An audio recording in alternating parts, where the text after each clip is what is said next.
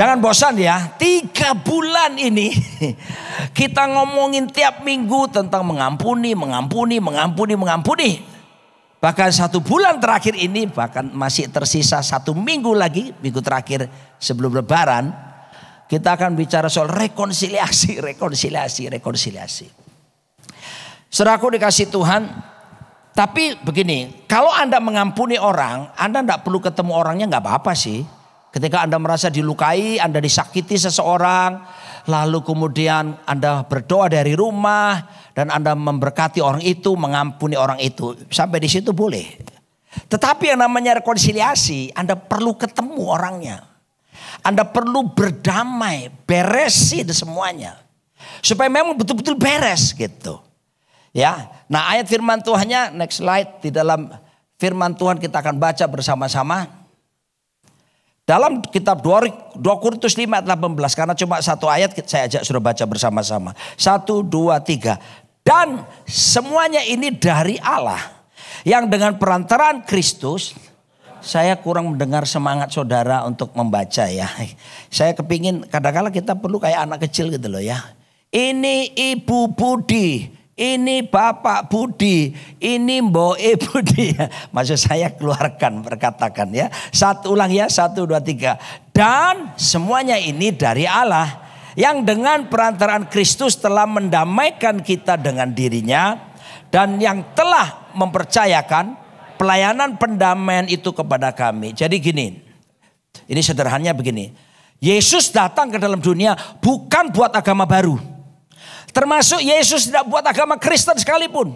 Agama Kristen itu disebutkan orang luar. Ketika gereja di Antioquia, mereka lihat ini kok orang Kristen ini baik-baik ya. Kok orang Kristen ini lain gitu ya. Lalu mereka bilang Christian, a kind hearted. Orang yang punya hati yang bagus, seperti orang yang baik hati. Itu orang luar.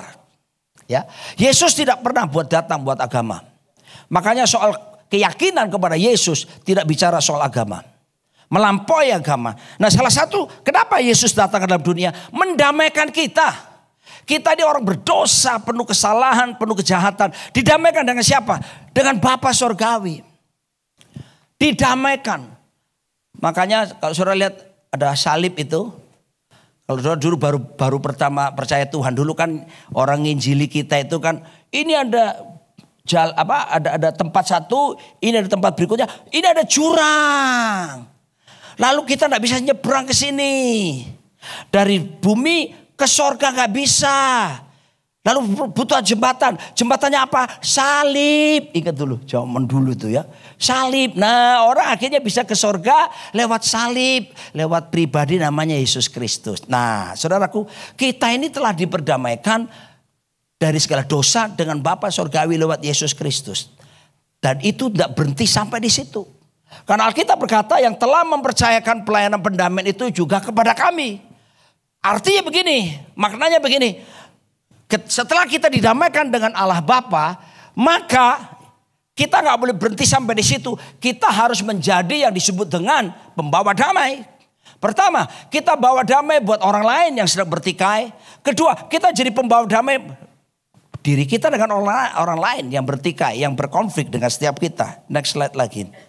Nah kata rekonsiliasi dalam Kamus Besar Bahasa Indonesia disebutkan perbuatan memulihkan hubungan persahabatan ke keadaan semula atau perbuatan menyelesaikan perbedaan dalam ya.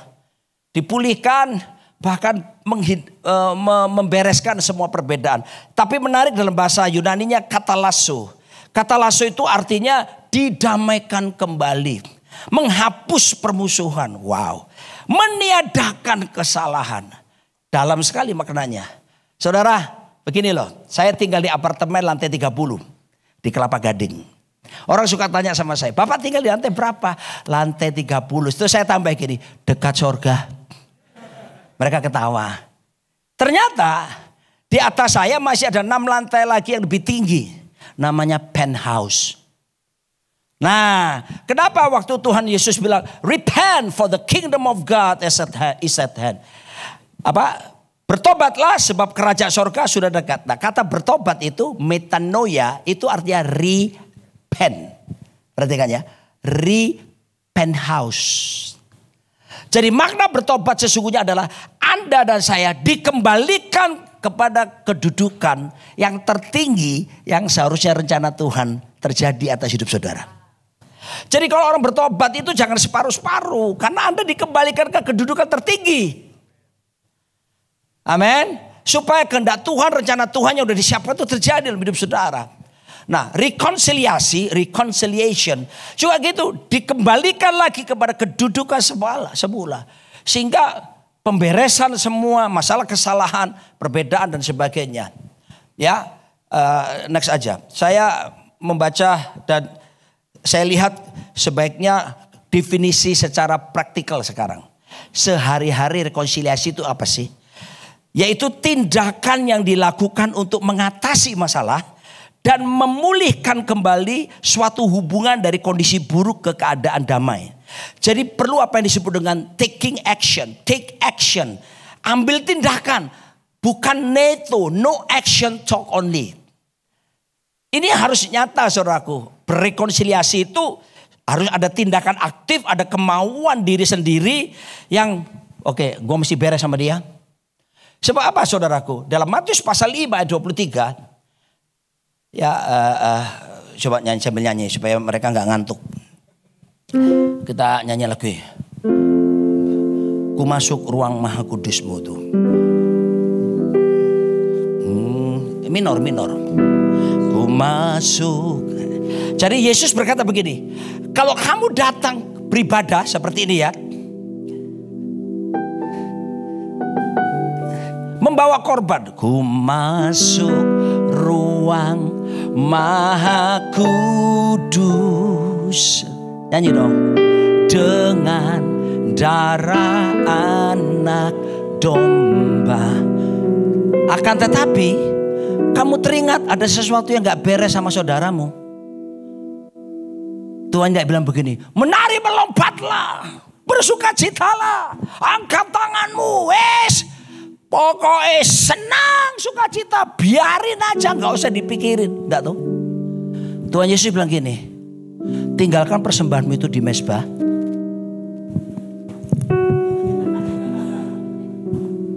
Tinggalkan, pergilah pulang berdamai sama orang itu.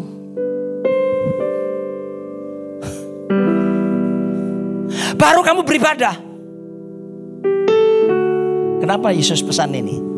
Maaf ya, ibadahmu tanpa penyelesaian, tanpa rekonsiliasi, sia-sia di mata Tuhan. Tidak ada gunanya. Pak, saya kasih persembahan banyak ke gereja. Buat gereja berguna. Tapi di hadapan Tuhan tidak ada gunanya. Jadi perlu sekali pendamaian itu dikerjakan saudaraku. Next slide lagi.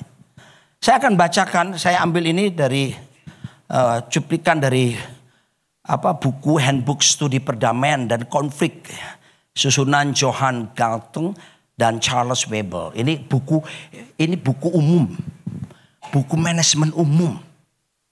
Ya, saudara yang kuliah pasti pernah tahu tentang manajemen konflik, crisis management.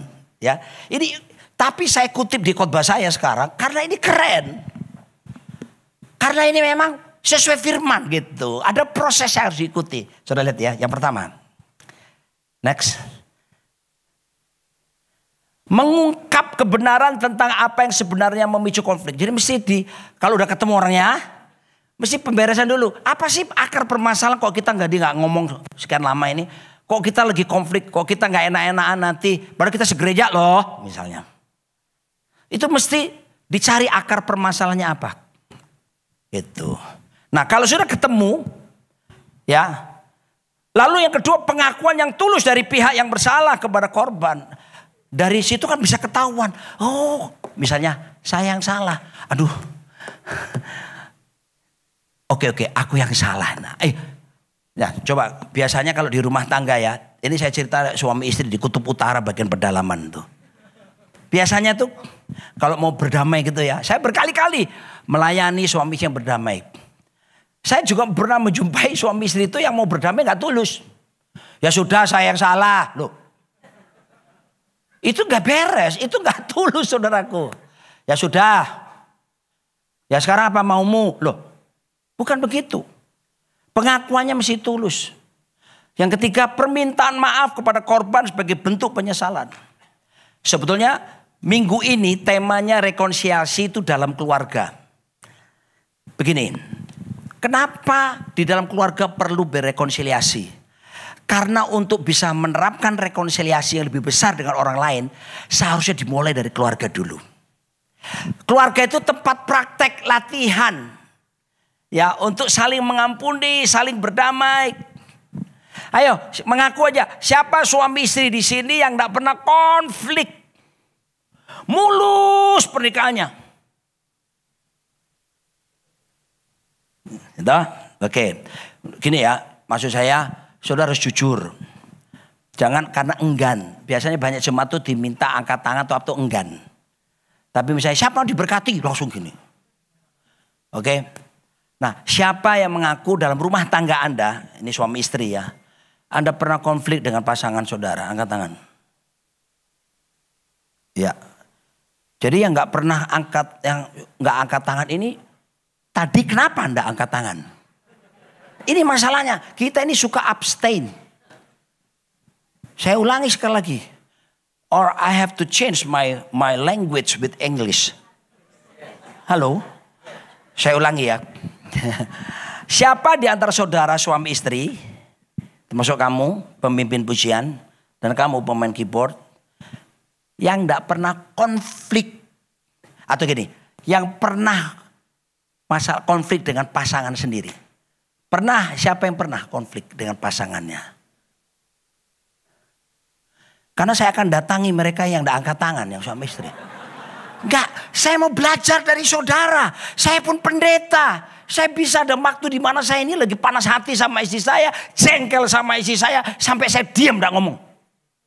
Tapi tidak perlu berhari-hari, cukup 1 jam. Ya, oke.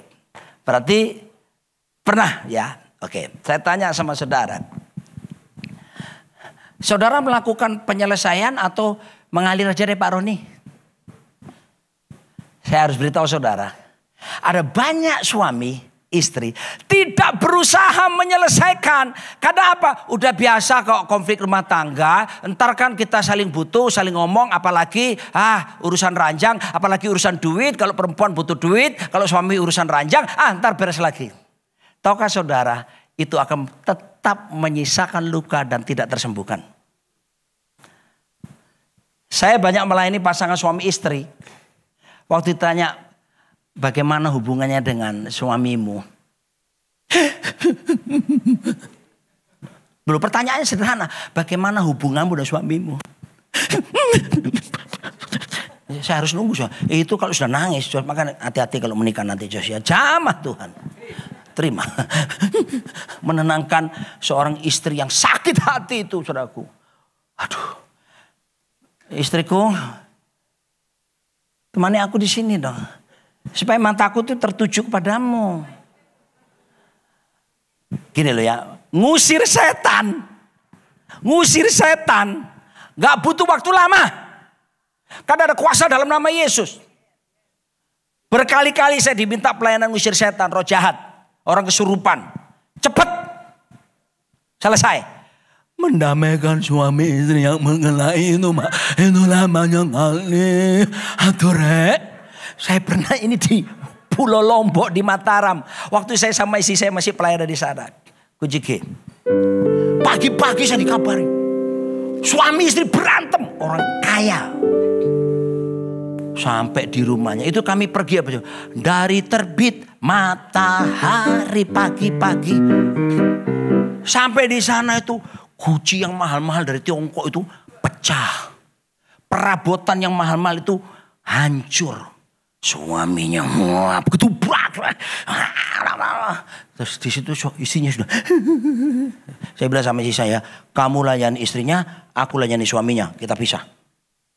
Dari terbit matahari sampai pada masuknya sore-sore. Sudah sore matahari turun, saudaraku. Baru yang satu mengakui kesalahannya, yang satu mengakui kelemahannya, lalu kami berdamaikan. Mereka berdua nangis peluk-pelukan. Oh, maafkan aku saja. Selesai kan? Pulang kami capek. Gak diajak makan. Lupa.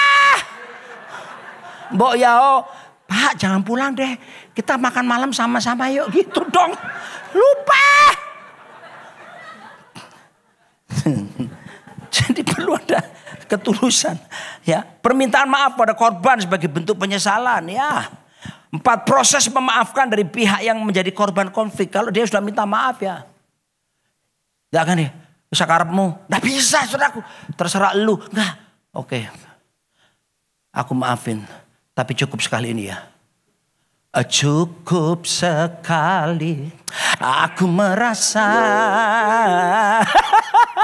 Nggak bisa saudaraku. Aku maafkan. Satu kali. Murid-murid Yesus itu dalam Lukas pasal 17. Ayat 4 sama 5. Datang sama Tuhan Yesus. Ini rasul loh. Waduh rasul. Datang sama Tuhan Yesus. Guru. Terus Yesus ngajar gini. Kalau satu hari ada saudaramu berbuat salah. Dan dia ngaku nyesel. Dan dia buat salah lagi. Satu hari itu 7 kali. Ampuni dia. Maafin dia. Saudara tahu jawaban murid-muridnya apa? Guru. Tambahkanlah iman kami. Waktu saya baca saya geli. Tambahkan iman kami. Waktu Yesus buat mujizat. Waktu Yesus sembuhkan orang sakit. Waktu dia berjalan di atas air. Waktu bikin air putih jadi anggur. Pokoknya mujizat-mujizat apapun. Mereka tidak bilang tambahkan iman. Tapi soal mengampuni itu loh. Tambahkan iman kami. Saudara. Mungkinkah saya bisa mengampuni Pak Roni? Luka saya terlalu dalam. Bapak tidak merasakan. Oke, saya beritahu gini, para bisnismen di sini. Anda bisnis perlu modal kan? Belum. Nah, David itu anak saya kan lagi merintis bisnis di Lampung. Jadi bolak-balik Lampung, Jakarta. Akhirnya mobilnya ditaruh di sana. Truk. Supaya dia bisa mobilisasi di sana. Dia harus beli mesin-mesin apa semua. Dia tanya sama saya, Pak. Bahasanya ada gini. Ini investasi bagus loh, Pak. Iya, terus kenapa? Papa kalau investasi bagus, aku tahu dia butuh modal kan. Tapi kamu kan tahu Papa hamba Tuhan. Kita hidup dalam iman. Artinya saya bilang, jangan harapkan Papa kasih modal. Ada aset, tapi kalau laku dijual. Baru pakai buat modal. Pakai modal sendiri ya. Ternyata dia jalan. Kenapa? Dia punya modal tabungan. Tapi modal kan? Perlu uang kan? Oke. Saudara, kalau Tuhan minta kita mengampuni bahkan rekonsiliasi, Tuhan sudah kasih modal seharusnya. Di mana Pak modalnya? Loh, waktu kamu mengundang Yesus sebagai Tuhan dan Juru Selamatmu, kamu minta ampun dosamu, terus kamu undang dia masuk dalam hatimu, dia tinggal di mana sekarang? Hah? Where is Jesus? Already dwelling inside of us. 주 예수 채널이. 아야. Saya mau sini ya. Dia di sini. Jadi kasih itu sudah. Dengar ya. Ini yang membedakan kita dengan keyakinan yang lain. Kasih bukanlah sesuatu. Kasih juga bukan perasaan sayang. Kasih itu satu pribadi. Pribadi itu namanya Yesus Kristus. Itu kasih sejati. Dia berdiam di sini. Gusti Yesus tempundi. Sak jroning atiku. Sampun mlebet teng mriki. Arek Blitar ngerti. Oke. Jadi kasih. Oke. Rasul Paulus bilang begini. Sekalipun aku bisa bahasa malaikat. Ya. If I speak in the tongue of men and of angels, but have not love, I'm a noisy gong or clanging cymbal. Aku bisa punya pinter bahasa manusia apapun, bahasa malaikat. Tapi kalau aku tidak punya kasih, aku seperti gong yang berkumandang, canang yang gemerincing. Ayo kita nyanyi, coba pakai simbol tok. Simbol. Kamu pegang stick, cepat, Reinhard. Fania, biar dia temani saya ya. Oke. Saya nyanyi satu lagu, tadi kita nyanyi pribadi yang menyenangkan hati ya. Hanya Engkau, oh pribadi yang mengenal. Lebih keras. Hatiku, enak gak? Ora, nggak enak ini. Jangan bayangkan saya nyanyi diiringi gong tok.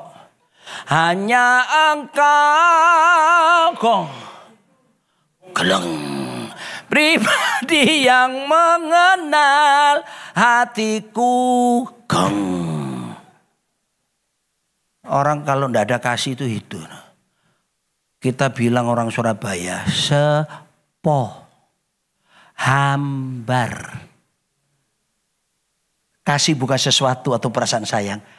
Kasih itu pribadi.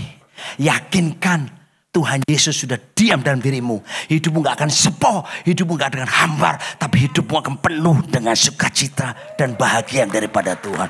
Diam. Modal kedua. Modal kedua Tuhan kasih yang disebut ada di sini, ada di sini. Modal kedua adalah dia berikan kepada kita grace. Apa itu grace? Anugerah. Anugerah bahasa Yunaninya charis. Charis itu kemampuan yang Tuhan yang berikan kepada kita, yang memampukan kita untuk melakukan firman.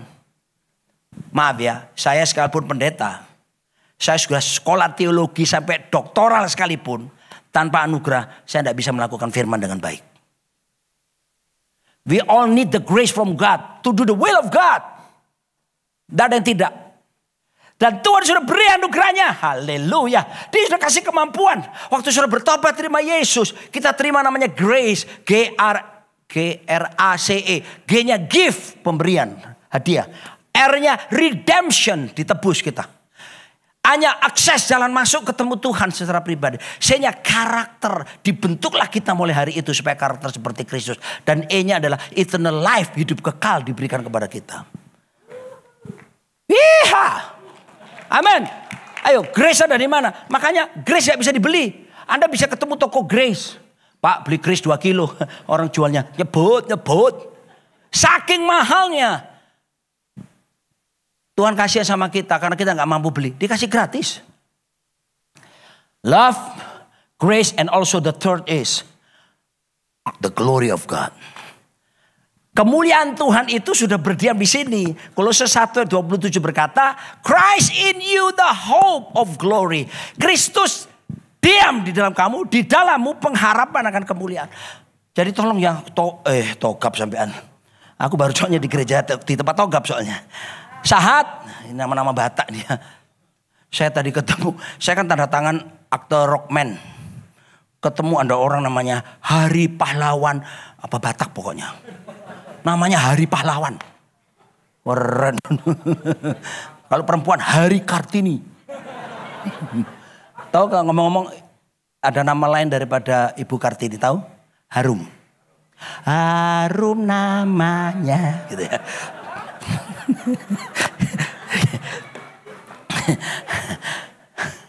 Aku sampai mana tadi lihat? Hah? Ketemu sama apa? Kemuliaan. Aduh. Nah, pemimpin pujian semua di sini, pengkhotbah kita di sini, jangan pernah kasih kode jemaat begini. Berikan kemuliaan pada Tuhan, terus kita depan gini. Piak. Tiap minggu begitu tergambar dalam pola pikir jemaat, kemuliaan identik dengan tepuk tangan. Hey, the glory of God beyond keplok-keplok. Bahasa Inggrisnya clap. Bahasa Jawa nih keplok. Ya mepodo. Hampir sama. Halo. Jadi kalau mau bilang kemuliaan lebih baik ini. Berikan tepuk tangan kepada Tuhan. Itu lebih Alkitab daripada berikan kemuliaan kepada Tuhan. Oke. Kata kemuliaan bahasa Yunaninya doxa. D-O-X-A. Orang kalau nggak tinggal di dalam Tuhan. Bukan D-O-X-A tapi D-O-S-A. Dosa. Yesus berubah D-O-S-A-mu jadi D-O-X-A, kemuliaan. Bahasa Ibraninya kabot. Kabot itu bobot, berat. Jadi tak panggil putra Batak yang Bapak Huta Galung, tolong ke sini. Aku pinjam Anda sebentar aja. Oh ya. Supaya dikenal oleh jemaat. Nama? Jeremia. Oh, nama Alkitab Nabi Perjanjian Lama, jok main-main. Haleluya. Jeremia,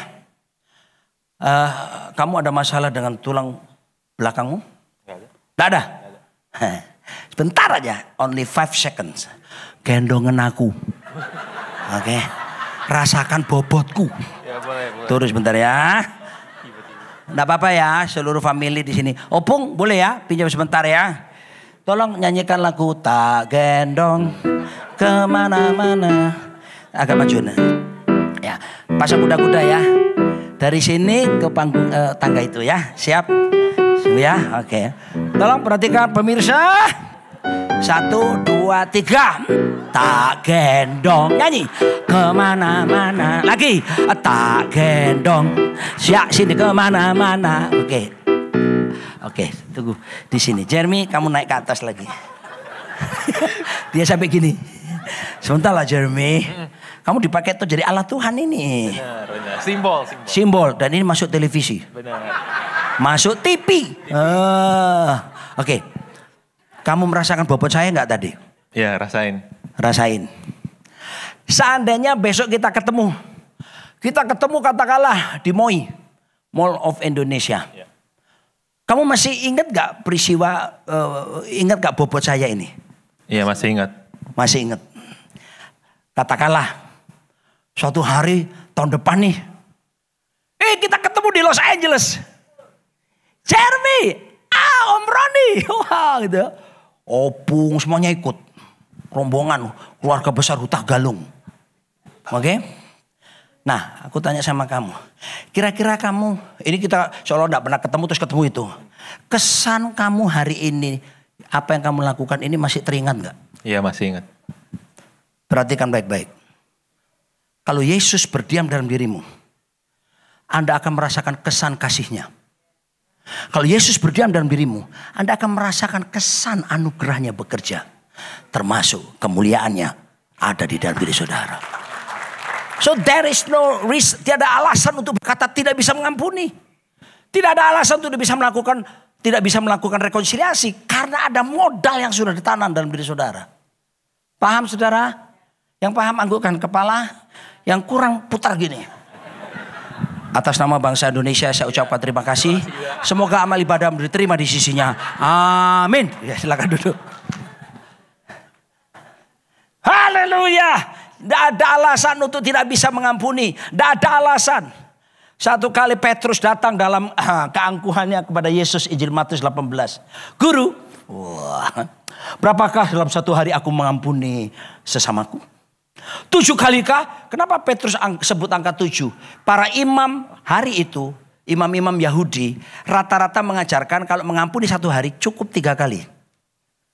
Dia datang dengan standar yang lebih tinggi daripada standar para imam rata-rata. 7 kali kah? Apa jawab Yesus? Kalau kamu mengampuni saudaramu, satu hari 70 kali 7 kali. Saya tidak bayangkan Petrus begini. It means 490 kali. Dalam satu hari kan Yesus bilang. Berarti setiap rata-rata 3 menit. Kamu harus melepaskan pengampunan. Tak gendong kemana-mana. Tak gendong. Maksud saya nyanyi lagu ini. Kalau saudara suatu hari jengkel sama orang. Rasanya gue gak mau ketemu sama dia. Nyanyi dalam hati. Tak gendong kemana-mana. Ingat ilustrasi tadi. Bahwa sudah ada kasih, anugerah dan kemuliaan sudah bekerja. Amin. Kita lanjutkan lagi. Nah, ada 4 jenis manusia di dunia ini, saudara. Saya sudah pernah sharingkan, tapi tidak apa-apa saya ulangi supaya mancep ya. Saya ambil dari buku John Maxwell, Leadership, Equip namanya, seri 1 sampai 6. Saya sudah baca buku pelajarannya, buku-bukunya. Dan saya mendapatkan ini menarik sekali. Di seluruh dunia ada 4 tipe orang kalau menghadapi konflik, menghadapi masalah, atau bahkan rekonsiliasi. Yang pertama, orang itu disebut cup out. Cup out itu apa? Ini tolong dirubah ini kok nomor 1, 1, 2, 3. Tolong dirubah. Ya, hapusin dulu, jangan ditampakkan. Cup out, katakan sama saya, cup out. Cup out itu orang yang suka menghindar. Misalnya ini contoh aja ya, tapi ini tidak ada di sini, tidak ada. Pergi ke gereja, ketemu sama orang yang berkonflik. Dia masuk gereja, mundur pulang. Atau begini, Jakarta banyak gereja. Kita bisa cari gereja yang lain. Itu cup out. Mari saya beritahu saudara, tidak akan pernah selesai. Maaf ya, orang seperti ini saudaraku tidak pernah bisa tumbuh dengan baik secara imannya. Karena maunya menghindar terus. Yang kedua namanya hold out. Hold out itu dia tidak pergi kemana-mana. Dia masih ada di situ. Tapi dia bertahan. Tapi ada 8 benjolan. Sambil dia cari kesempatan. Kalau kapan aku bisa ngopi sama dia. Aku akan bubuhkan sianida. Biar dia meninggal dalam kenikmatan kopi itu. Pasrah. Orang Surabaya bilang, nrimo, wis jarno ae wis. Wis jarno ae, gak apa-apa, wis jarno. Saudara, ini tidak pernah selesai. Bukan ini yang Yesus ajarkan kepada kita. Kalau buat lagu lama sih. Yang seusia saya tahu lagu ini. Emak pasti tahu ya, oma pasti lagi. Opung pasti tahu lagu ini. Qui sera, whatever will be. Biarin aja. Lebih modern lagi, kucing. Let it be, let it be, oh, let it be. There will be an answer. Let it be. Dun, dun, dun. And when the broken-hearted people living in the world agree, there will be an answer. Let it be. Sisa lama. Biarin aja wis. Jarno aja. Luku kue cincai. Hanya. Nggak selesai saudara. Jangan coba nomor 1. Jangan mau nomor 2. Tapi juga jangan nomor 3. Drop out. Drop out itu apa? Pesimis. Mana bisa beres. Paling nanti dia buat lagi. Sudah orang seperti itu. Saudara, ini drop out. Tidak gagal melaksanakan kasih. Nanti saya akan tunjukkan ada konsekuensi serius ketika orang tidak melakukannya. Dan yang terakhir, saya berdoa semua orang yang ada di sini melakukan yang ini. Nomor 4, all out. Haleluya. Otot kawat balung mesti keringet wedang jahe.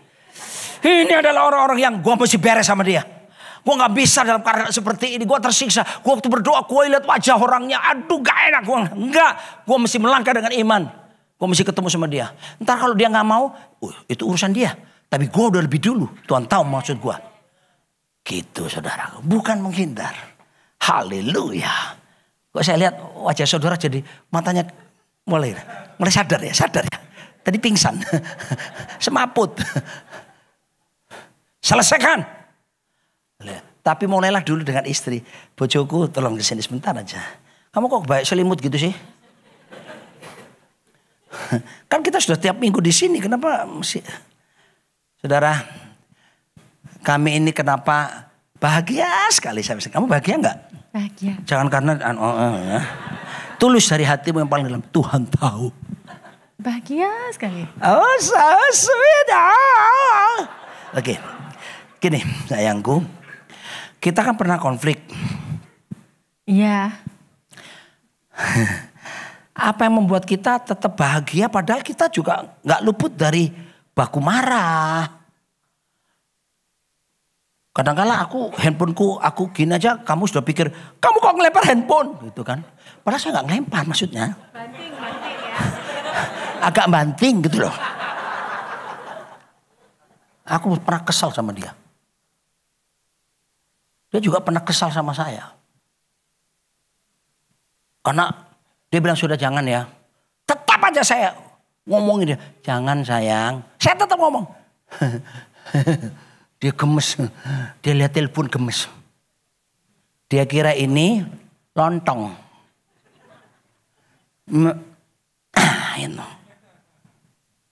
Dia taruh di lantai. Tapi enggak taruh gini. Dan buka begini. Bukan. Naruhnya gini. Gitu. Ngerti maksud saya ya? Kami pernah. Jujur gak usah ditutup-tutupi. Tapi kenapa? Apa yang membuat kamu merasa bahagia? Padahal kita juga berkali-kali ngalami hal-hal yang gak enak hati. Kamu kadang diem, aku kadang puja diem. Dia bilang gini, dia cerita ke orang lain nih. Pak Roni itu kan ketawa-ketawa kemana-mana. Gak usah, gak apa-apa, satu aja. Kita biasa sepiring berdua, segelas berdua, sekelas semaik berdua. Pernah tahu? Dia cerita ada orang lain. Suami saya itu kan Anda lihatnya ceria. Tapi kalau marah diam terus. Betul kayak itu? Betul. Jadi kalau saudara lihat saya diam terus. Jangan berusaha mendekati saya, saudara. Akan ada kobaran api yang membara. Orang saudara bilang cili are sadu aneh gitu. Tendangannya gitu ya. Sekarang kenapa kok bisa selesai? Apa yang menyebabkannya? Ini spontan ya, enggak direncanakan dari rumah. Jujur sudah. Pak Roni itu kalau minta maaf, sometimes kan perempuan sok jual mahal ya. Bilang kita komitmen waktu menikah. Iya, kita waktu menikah komitmen pokoknya kalau ada masalah harus diselesaikan malam itu juga supaya besok kita bisa misbah keluarga. Itu 2 komitmen tambahan kami setelah diberkati nikah oleh Pak Timotius Arifin. Nah Pak Roni ini, oke, kita karena sometimes kita kan saling, wah, dia kok marah nih, jelek banget. Gitu ya. Itu bahasa Surabaya mecucu. Mecucu, gini gitu ya. Nah tapi gini, kita karena komitmen untuk menyelesaikan malam hari itu juga Bapak Ibu, ini yang penting ya. Jadi kalau dia gak selesai, dia itu tetap garai saya. Garai itu sometimes dia menggoda saya gitu loh. Ya jujur ke atas sih, beberapa namanya kita juga suami istri ya. Let's say minggu lalu aja kita sedikit ada konflik gitu ya. Terus habis itu saya gini, katanya Pak Roni kalau saya marah mataku jahat banget katanya gitu. Terus habis itu nih dia bilang gitu, aku minta maaf katanya gitu. Enggak, saya bilang gitu. Ya saya istri-istri begitu ya. Enggak, saya bilang gitu.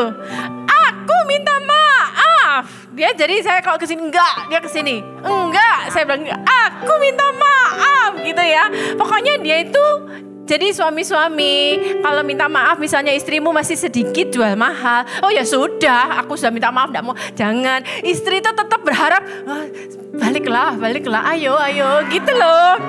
Tapi sebaliknya juga. Kalau Pak Roni lagi marah, saya juga gitu. Sayang maafin Noni ya. Dia gitu, sayang maafin Noni lah sayang, please. Aku tahu kok aku salah, lain kali aku perbaiki. Makan bakso yuk, katanya gitu. Kalau Pak Roni dia gak tega sama saya. Tapi kalau saya masih jual mahal sedikit. Sayang, siapa yang suruh duduk? Ini enaknya punya istri penolong gini. Kalau gengsi gimana? Gengsi. Iya, gini kita akhirnya mulai belajar begini Bapak Ibu. Sometimes kan iblis bikin kipas-kipas kita dengan gengsi ya. Nah kita juga perlu waspada loh. Semakin terus kita berlama-lama iblis akan semakin jadi monster dalam hidup kita dalam hal gengsi. Nah akhirnya saya itu ketika bikin tesis, ketika saya menginterview salah satu ibu rumah tangga di mana dia tuh gembala salah satu satelit. Dia malah kasih saya pencerahan seperti ini. Gengsi itu gini loh. Padahal kalau kita gengsi, yang tahu siapa sih? Cuman saya sama Pak Roni. Kalau kita mempertahankan, kita terus tahan untuk tidak segera menyelesaikan, untuk tetap gengsi, iblis semakin bercokol padahal cuman antar kita. Nah setelah pada waktu kita menyelesaikan sayang, minta maaf, kita meruntuhkan gengsi kita. Siapa yang mau menghina kita? Gak ada orang yang menghina kita, cuman suami. Dan akhirnya kita dipulihkan, tidak perlu malu bicara tentang saling mengampuni. Sesimpel itu seharusnya. Perceraian seringkali disebabkan masalah-masalah kecil. Tapi kalau sama merendahkan diri, saudaraku, cepat selesai. Dan saya bersaksi buat saudara, Kita seringkali panas tadi itu. Begitu saling mengampuni. Tiba-tiba. Bukan lagunya Ebit, langkahku terhenti, bukan. Tiba-tiba keinginan seorang laki-laki datang. Benar, langsung tergantikan. Dan kita menikmati hubungan cinta. Sambil selesai itu ngomong gini, bayangkan kalau kita gak selesaiin tadi ya, kita gak bisa menikmati bersama seperti ini. Bapak Ibu, jangan punya alasan lain deh. Sudah ada modal kuat kok. Modal itu gak bisa-bisa. Modal itu adalah kasih, anugerah dan kemuliaan sudah berdiam dari kita. Saya tutup dengan ini. Ya, kalau tepuk tangan jangan tanggung-tanggung buat Gusti Yesus. Gagal menerapkan kasih, gagal untuk melakukan pengampunan, gagal untuk next slide, untuk melakukan rekonsiliasi sekalipun. Apa yang terjadi? Saudaraku, next slide lagi. Next. Gagal ini, maka 1 Korintus 16 ayat 22 berkata, ini jarang dikhotbahkan. Siapa yang tidak mengasihi Tuhan, terkutuklah ia. Maranatha. Mungkin saudara berkata, loh ini kan kalau tidak mengasihi Tuhan Pak, ini masalahnya saya dengan sesama. Hukum kasih apa? Kasih Tuhanmu yang pertama. Yang kedua dan sama dengan itu, kasih sesamamu. Saudara, hati-hati loh. Kita ini cuma maunya diberkati, tapi kutuk bisa datang kalau saudara menyimpan dendam. Saudara mau pemberesan, hati-hati. Kamu sedang berkata kepada kutuk, lai, lai, lai, lai, lai, cek tung tung, cek tung, lai. Jangan pernah buat itu. Saya tutup dengan satu kesaksian terakhir. Saya dan istri saya pergi pelayanan ke Sydney di Australia. Selesai khotbah seperti ini, kami jalan-jalanlah dengan mereka yang undang ke Botanical Garden yang cakep itu. Pak David, karena dia tinggal di Sydney jadi tahu. Backgroundnya kan Sydney Harbour Bridge yang indah itu. Jalanlah kami bersama-sama. Tiba-tiba saya lihat ada perempuan bule 65 tahun naik wheelchair elektrik itu ke arah kami. Terus saya ngomong pakai bahasa Surabayaan. Saya bilang gini, ini enak ya numpak iku. Enak. Nah itu enak ya. Gak capek kita jalan gitu ya. Bule itu datang ke kami. Seolah ngerti omongan saya. Dia bilang gini, I'm paralyzed. Oh I'm sorry ma'am. Ngobrol lah kami. Singkat cerita. Dia 11 tahun lumpuhnya. Berarti sebelumnya gak pernah lumpuh. Terus kami tanya, ingat gak peristiwa apa kamu kok bisa lumpuh? Dia bilang begini, aku pernah berkelahi sama kakak iparku. Baku perang mulut, kakak iparnya laki-laki tinggi besar, didorong dia. Dia jatuh. Buak. Waktu dia jatuh dia marah. Kurang ajar laki-laki beraninya sama perempuan. Awas kamu ya. Tapi dia tidak bisa balas. Nah ini yang dia bilang gini, sejak hari itu, tak tahu kenapa kakiku tiba-tiba mulai lemah. Lemas, lemah. Terus sampai akhirnya aku lumpuh, dia bilang.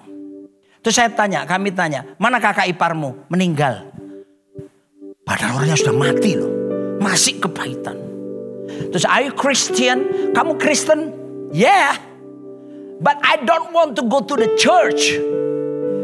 Kenapa kamu tidak mau ke gereja? Munafik tuh orang-orang di gereja. Dia bilang, aku ini banyak temanku rajin ke gereja, tapi munafik mereka. Aku lebih baik dari mereka. Mau ngomong apa saudara? Saya minta hikmat. Roh Kudus kasih saya hikmat. Roh Kudus bilang begini, beritahu sama dia, orang bisa berdosa lewat pikirannya. Terus dia ngaku, ya betul juga ya. Singkat cerita, kami sadarkan dia untuk melepaskan pengampunan, mengundang Yesus. Dan dia mau. Lalu kami ajak doa. 4 hari terik waktu summer di sana. Kita doakan dan dia terima Yesus. Dan dia berkata, kami tuntut mengampuni kakak iparnya yang sudah mati tadi. Begitu amin, saya muncul iman saudaraku. Saya muncul keberanian. Saya berkata, in the name of Jesus from the Nazareth, I say unto you, rise and walk. Saya panggil istri saya, pegang tangannya sayang. Ditarik dari kursi rodanya. Tarik dia. Namanya orang 11 tahun gak jalan. Gemeter. To cut the story short, 5 menit kemudian dia lepaskan tangan istri saya. Dan dia berkata begini, I'm walking, I'm walking, I'm walking. Sembuh. Kepahitan mengundang sakit penyakit, mengundang kutuk datang. Kutuk kelalah bahasa Ibraninya. Sebuah kuasa. Jos, terakhir, cepat. Saya mau doa ya. Kamu jadi kutuk ya, jadi iblis. Yang jelek, pakai kacamata. Tangannya gini. Bagus ya. Kutuk adalah sebuah kuasa yang menaungi seseorang. Kemanapun orang itu pergi, di atas ini Jos. Kau usah pegang. Orang itu akan tidak bahagia, sakit-sakitan, keadaannya akan menurun, dan dia tidak akan bisa menikmati yang namanya sukacita dengan baik seumur hidupnya. Saudara mau seperti itu? Tapi Yesus sanggup merubah kutukmu menjadi berkat. Yang percaya berkata, amin. Mazmur 133 berkata, sungguh alangkah baiknya, sungguh alangkah indahnya bila saudara semua hidup rukun bersama. Seperti minyak di kepala Harun yang kejanggut dan jubahnya turun, seperti embun di bukit Hermon mengalir ke bukit Sion. Sebab kesanalah berkat-berkatnya tercurah serta berikan anugerah hidup selamanya. Berkat di dalam bahasa Ibrani barah, bahasa Arabnya barokah. Berkat, tangannya beda loh. Nah, sekarang jadi Tuhan, buka kacamata. Berkat adalah suatu kuasa yang menudungi seorang atau keluarga kemanapun dia pergi, dibuat Tuhan berhasil. Amin. Dibuat Tuhan bahagia. Amin. Dibuat Tuhan sukacita. Dibuat Tuhan sehat. Siapa yang tidak mau seperti ini? Siapa yang mau seperti ini? Yang mau mari berdiri bersama saya.